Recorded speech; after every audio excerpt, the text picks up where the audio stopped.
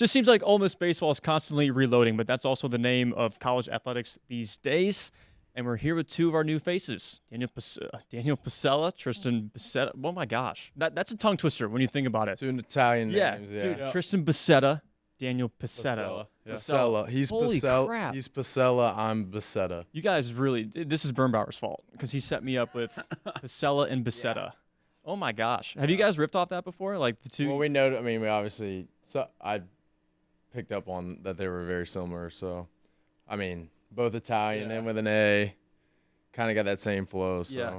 Do the coaches mess that up too, or anybody else? No. They probably have nicknames for you guys already, don't they? Yeah, I've always gotten called Bissetta. Okay.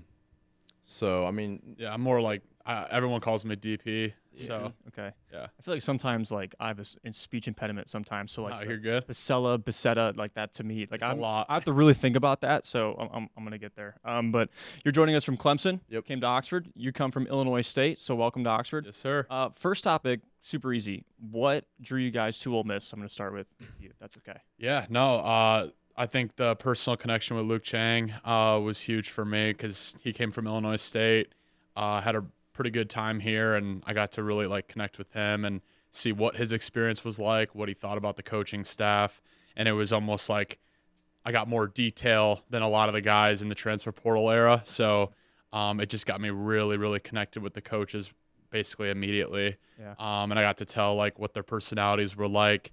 Everyone loved Luke Chang here, so he had a lot of good things to say about Oxford. I hope he did, because we absolutely all loved him too. Tristan, what about you? Yeah, my transfer portal process was like a little bit different than most, I would say. I was coming in with an injury, so I didn't really know what I was going to get out of the transfer portal.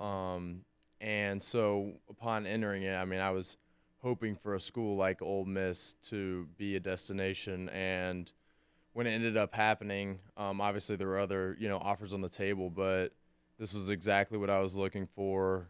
College town. SEC is where I was targeting because I wanted to, play in front of the biggest fan bases in the country against the best competition. And, I mean, so once I got to campus for a visit and getting to know the coaches over the summer, I mean, it was really just a no-brainer. Like, perfect feel, perfect fit for my play style, and just kind of fitting right into what, the Ole Miss offense does. So it was a no-brainer. And we talked about your connection with Luke Chang. Did you have any prior connection? Yeah. So really, I have a lot to thank to Taylor Rabe, really, pitcher here. He's from Greenville, South Carolina, and so he and I grew up training in the same facility together. And I've seen him off and on during the off seasons over the last couple of years. But when he found out that I was because there's so many guys in there's I guess 7,000 players are in the transfer portal each year, and so. If you're a coach, how do you sift through that? And so, you really need a name drop. And that's what I got from Taylor Rabe. He reached out when he found out I was in the portal. And I'm like, yeah, if you want to, drop my name. I didn't know what was going to happen. If you want to drop my name to your coaches, that'd be incredible. And he was like, yes, I will. I'm going to. And so he did. You never know what to expect when that happens. And fortunately enough, I mean, that was what set it off, and the coaches liked what they saw once they looked into me, and here we are. Yeah. I want to talk about your guys' years last year because, I mean, you both had pretty good years. I feel like I want to go through your numbers really quick. Daniel, 2-time All-MVC first-teamer, career .331 hitter, 48 homers. I mean, 176 RBIs, too. Second all-time in Redbird history with 45 career homers and also 169 RBIs. I don't know if you knew all this, but I need to rattle it off for our viewers so they know what we're getting in both of you. You had 16 homers as a freshman. I feel like that's unheard of. You tied the school's record for that, too. And also, Tristan, for you, 87 games, 58 in your career, 58 starts in your career too. I know you became the primary left fielder in the second half of your redshirt sophomore year, if I'm getting that correct. But 10 homers, 51 RBIs in your time at Clemson too. So that's what we're getting out of you too. We're getting a lot. But how'd you feel like your time at ISU was, and what can you bring here to Ole Miss? Tell our fans. Yeah, no, it was incredible. The coaching staff at Illinois State was a bunch of ex-big leaguers or minor league players, so they had a lot of input in my swing and how I could be more consistent at the plate. I always had like the power and the projectability, but I needed to get consistent. So they taught me a lot about just putting the ball in play, the simple things, making the game easier. And then once that came into play, like the success really started blossoming, if you want to say. So then coming to here to Oxford, it was really trying to be a smooth transition, just falling back with what I've done for the past 3 years at Illinois State and just bringing that here. Yeah. What about you, Tristan? Yeah, I mean, my numbers aren't going to, especially from last season, aren't going to jump off the page like DP's. But Well, you had your injury. I mean, it was cut yeah, short a so little bit. I had, last year was kind of injury plagued for me. I went into the season having wrist surgery about a month before the season. Kind of found myself in and out of the lineup, maybe because of that, and just not being able to consistently have, the quality of bats that I had in previous years. And so midway through the season, ended up tearing my UCL. So there's not a lot of numbers for me from last year. A lot of times, I think coaches most likely go off the year before that and in the Cape, having production in those 2 seasons. But, yeah, that was, kind of a little bit different from DP. No, that's okay. I mean, this sport, it can be brutal sometimes, especially with the UCLs. But you mentioned the Cape. Did you spend a summer in the Cape? I did, yes. How was that? It was awesome. Like one of the most fun times I've had playing baseball. I was with the Bourne Braves. We went to the championship series and unfortunately lost. But I mean, I was around Jared Saltalamacchia, former big leaguer with the Red Sox, and at least that's when I grew up watching them. And I had a good summer up there. Had an OPS over 1,000, so that was kind of good taking into last year. And obviously things, were kind of weird for me last year, but that's what. That was a great time. Mm-hmm. Did you play summer ball? No, all 3 years I did not end up playing summer Really? ball. Yeah, I And got you still hit the way you did? Yeah. A lot of it was just freshman year injury. I was gonna go play in the Cape, but I was a little banged up. Spent the whole summer just getting healthy, staying in shape, and then after the sophomore year, talked with my advisor, and we said after that good of a year, there's really no reason to. So it was one of those things: just get bigger, faster, stronger. Show the scouts that I like to put work in the weight room too, and not just on the field. And then this year I didn't have to either, so it was really, really good. This kind of seems like a stupid question, but how is Ole Miss different than Illinois State? It's actually a good question. I think seeing how many guys have all the tools here is really cool, because back where I was at Illinois State, you just don't have that. You don't have access to pitchers throwing that firm of fastballs and that tight of spin on breaking balls. So I think just the projectability of guys and just having way more physicality here in the SEC is just the biggest difference I've seen. You like playing in the South a little better? The winters are brutal. I think I was on the road for the first month and a half of every single season. We played our first 20 games on the road at ISU, so it's a whole new feel out here. I bet it'll be cold here in like February, but it not like what we were playing on. There won't be snow on the diamond. No, that's for sure. How do you say where you're from? Mundelein, Illinois. Okay, Yep. So you're used to growing up in the cold. Absolutely. But what stands out about where you grew up and how it shaped you? Yeah, so being up north, I never played baseball year round, so I was always a 2-3 sport guy. So once I started specializing in baseball, I think I saw the most growth, because I was always playing basketball from pretty much October all the way through into the beginning of the spring. So I didn't really focus on it as much as a lot of guys. And then I think when I got to Illinois State and I was kind of raw, the coaches were able to really put a lot of time in on me and just cleaning up all the little areas that I needed to get better at. Yeah. But definitely just not being able to play baseball as long as guys in the South was the main difference. I always wonder if that's a thing. I mean, were you able to play year round? And I don't know if you were or not, but I always wonder how playing year round, I guess, benefits somebody, or maybe it doesn't benefit somebody in their future as a pro or collegiate baseball player. I don't know what you guys think about that at all. But. Yeah, I think nowadays, and I guess just in general, coaches like diverse athletes, guys who play a lot of sports and typically don't specialize too early, because that leaves room for growth on the back end as you get older. So I think really, if I were to advise kids, it'd be to not specialize too early. Me personally, I did pretty much specialize real early. Don't follow. Don't do what you did. Yeah, don't do what I know. But I mean, I played baseball pretty much year round, except for in the wintertime and that sort of thing. So I love actually your story because you grew up like what, a third generation Clemson Tiger per se. well, Being a Clemson fan's been in your family that's correct. Yeah, my grandfather, he moved down from New Jersey. I guess I don't know, maybe the 50s or 60s, and has been an IPTAY, which is the Clemson, I guess, version of the M Club for getting season tickets. And so grew up my mom's whole life and her family having season tickets to Clemson football, and for me, the beginning of my life, grandfather had the season tickets. So yeah, grew up a Clemson fan. Always wanted to go there.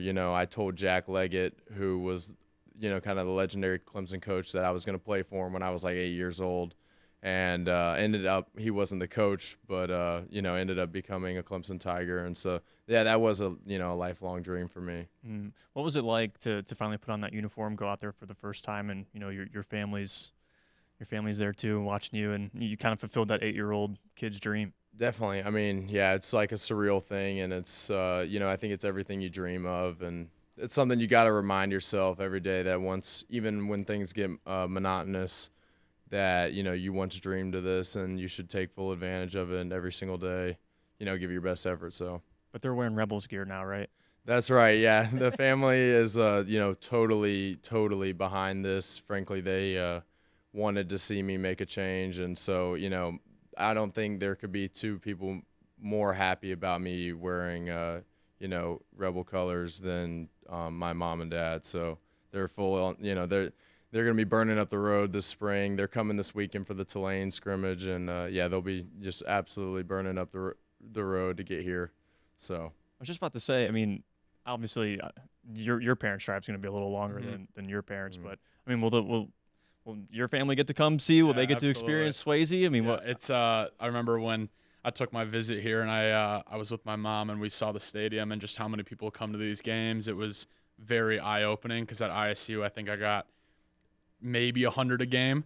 So it was just an incredible experience to think about that being a future for me. And her and my dad are going to be at as much as they can. So yeah, I think it's like a 10.5 hour drive. So it's a little bit long, but it'll be worth it. It's 100% worth it. So they're super excited about it. All right, I need to ask you, as somebody who knew Luke Chang before the entire fan base knew Luke Chang, did he wear it as much at Illinois State as he wore it here at Ole Miss? So I actually made jokes with some of the players about it. We played a lot of small ball at Illinois State, to say the least. So we would do in our winter workouts, we would work on wearing pitches.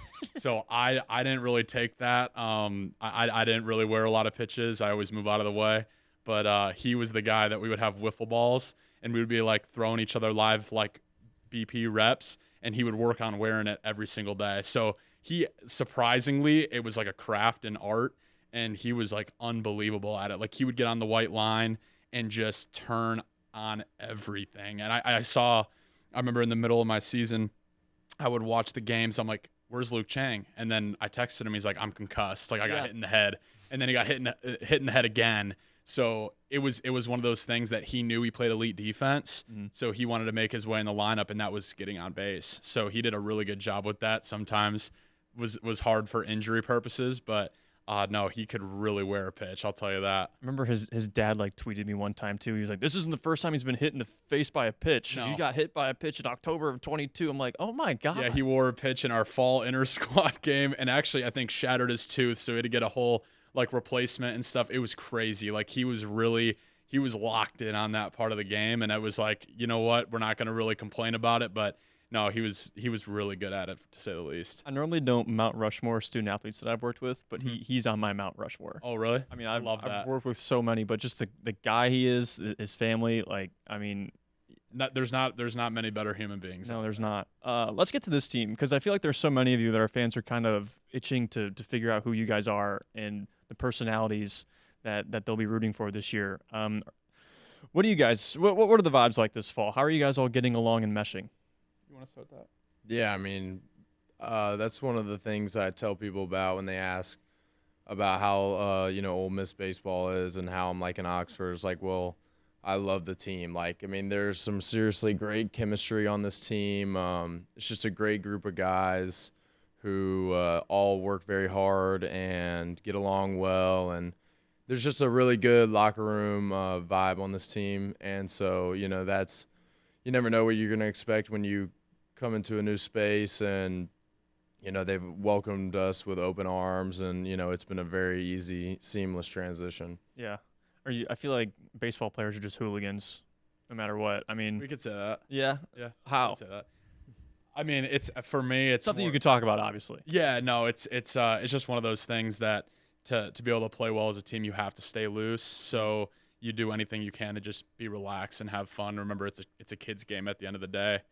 So I think being here, seeing how humble everybody was, that was really good to see, because, I mean, it's SEC baseball. You can be as cocky as you want, but these guys, man, like, they're humble. They want to win just as much as you do. So I think, like Tristan said, it just made the transition very, very easy. Who's the jokester in the locker room right now? Who's been cracking the most jokes?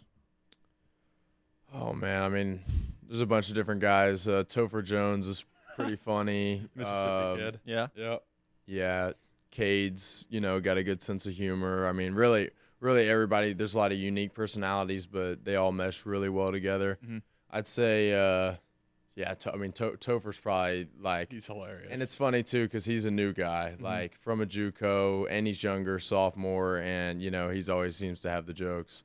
So that's probably my top pick for jokester. I would agree. Also having one of the best falls out of probably like anybody in the country. So Topher is? yeah, he's doing great, and so he's really got every piece working for him right now. In what capacity? He's just raking. Just raking Yeah, just hitting offense? bombs and getting on base and hitting the ball hard. Okay. So that's the name to look out for, is Topher. Topher All Jones. right, so I got to put him in this chair, is what we're saying? Absolutely. Probably Him and Cade Townsend, you think, would be a good one? Yeah, Cade's they I know Cade, man. Cade's got they're a little different, but Cade's a wild personality for sure. yeah. Anyone surprise you when you guys first got here on the team? Could be coaches too, honestly. I think for me, probably Judd Utermark. Yeah. I never knew what to expect, and when I came here, I was like, dude, that isn't like, he's a gentle giant. He's a great human being. So I think I was here early, contemplating between the draft and Ole Miss, so I got to kind of see what the veterans were like. Him, Austin Foley, training with them every day here in the summer, and I was just blown away by how good of a human being he was. Like, he really, I think, showed me, like, I think we talked about it every single day about what would we need from the draft to really even make it like an idea, because we just loved Oxford that much. So really good dude. What about you, Tristan? Yeah, I mean, as far as Judd Utermark goes, can't go into enough detail about what kind of guy he is. He's just like an incredible leader, super down to earth. But as far as other guys go, I mean, it's just been very like a breath of fresh air that everybody has been super cool, super welcoming. So, nobody maybe in like nobody specific, but just all around, it's perfect. Yeah. How has Oxford treated you guys in general so far? Obviously, baseball hasn't started yet, so I mean, you'll become household names after the first couple weeks of the season, I promise. But what have you enjoyed about the town so far? I don't know if the food's different from where you guys were before, or the Southern hospitality everybody talks about, but what stands out to you both about Oxford? I think the Southern hospitality is real. That was the first thing I noticed when I came down here, was everybody's nice. Like, that, obviously you see it on the baseball field. Everybody like that we play with are great people, but also just surrounding the town, like, everybody's super pro Oxford baseball. Like, it's a really cool environment and atmosphere here. So I got a little bit of insight from Luke Chang on that. He said, like, the people down here are great. So it made it very comfortable for me to want to come down here, and it's been awesome. Yeah. And I mean, I don't know, Clemson compared to Oxford, how would you? Yeah, I mean, I'm used to the Southern hospitality. Yeah. That's kind of the bread and butter in the South. But I'm never gonna be the guy to hate on Clemson because I'm alumni and grew up, et cetera, et cetera. But I mean, Oxford really is got the leg up when it comes to dining and just kind of that sort of thing. You would think that Clemson would have that, but I mean, the amount of restaurants to choose from here is pretty incredible. So, Ole Miss fans have it pretty good when it comes to that. But Daniel and I cook a good bit at the house, and yeah. So, but when I do go out to eat, it's there's plenty of places to choose from. So yeah, it's really a quintessential college town. Like, it doesn't get much more college town feel here, and just everything revolving around the university. Like, I tell people, comparing Clemson to Oxford, because Clemson itself, the city of Clemson or whatever, is maybe smaller than the city of Oxford. But the thing about Clemson is there's, Pendleton, Seneca, Central. There's lots of stuff right around it it all feels like Clemson. Whereas it's just Oxford here. Like, there's really nothing going on outside of Oxford. And so that's kind of the difference, like, it's really a true college town. And once you get out of the boundaries or whatever, there's not much going on. So, do you remember playing Ole Miss last year? Oh yeah, absolutely. Anybody give you flack about that or no? Yeah, there's been I won't go into too much detail, but a lot of guys have we could bleep it let out. me hear it, and there was some traditions, I guess, that happens on Sundays at Clemson that a lot of the guys, especially because we were in a dome, were giving me a lot of crap about. But I can eat it, and at the end of the day, I'm like obviously 110% an Ole Miss Rebel now, so yeah, they can let it fly. It's all good with me. Let's end on hobbies really quick, just outside of baseball. You guys mentioned you cook. Oh yeah. So what are we cooking? You can start. He's got more like variety. I feel really? like I'm like the same thing every. Well, single day. I mean, I would say the same for me. Yeah, I mean, I like to. For me, it's not really liking cooking. It's more just I'm big on taking care of myself and being strict about what I put into my body. So eating whole foods and, I eat a lot of red meat because I think it's packed with nutrients. So a lot of red meat, rice. I literally eat this.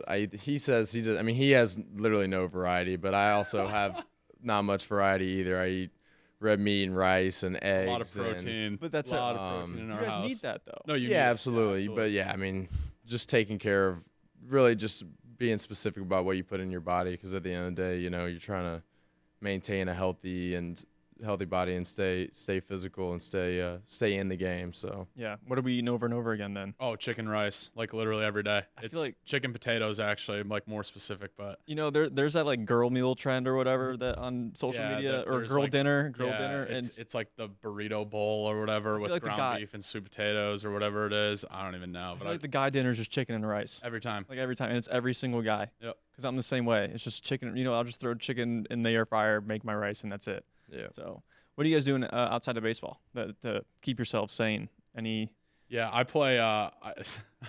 He plays a lot of NBA 2K, and he's pretty good at it. I play a lot of Clash Royale mobile game. Okay. I like to say I'm pretty good at it, but that's just it's a hobby that I have to get on the game a little bit and get away from baseball, and then we actually have a basketball hoop in our backyard, so I'll hoop back there a little bit. Nice. I love it. So you like taking on anybody in the locker room in 2K, or? I mean, if there were any challengers, they wouldn't stand a chance. Yeah, but no, I mean, that's a way to kill time, but also people may frown upon video games, but it's a way to stay competitive, kind of competitive person. So that's a way to always be competing.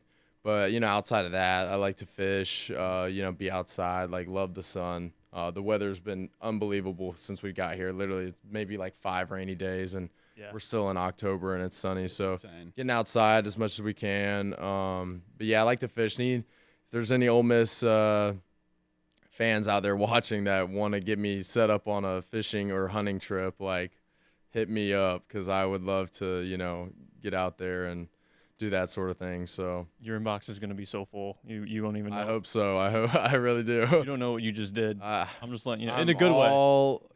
I'm all in for that. So I'm kind of surprised. I mean, we even have some admin that, they were just talking about turkey hunting the other day and starting to. It's springtime. Yeah. Early mornings on. There's a duck maybe. I I don't know. I'm from Ohio. I don't. Yeah. But they were My talking buddies, about it. yeah, my buddies. I mean, back in South Carolina, they used to get up like on game days at like 5 a.m. to go turkey hunting. It's like that's a different level of dedication On game days is crazy. yeah. Dang. Well, I appreciate you guys. This is awesome. This is a ton of fun. I don't want to get you guys in trouble with Mike Bianco because you're late to practice because of me. So No, you're good. Oh, I you're appreciate good. you having us. yeah, of course. Appreciate you guys.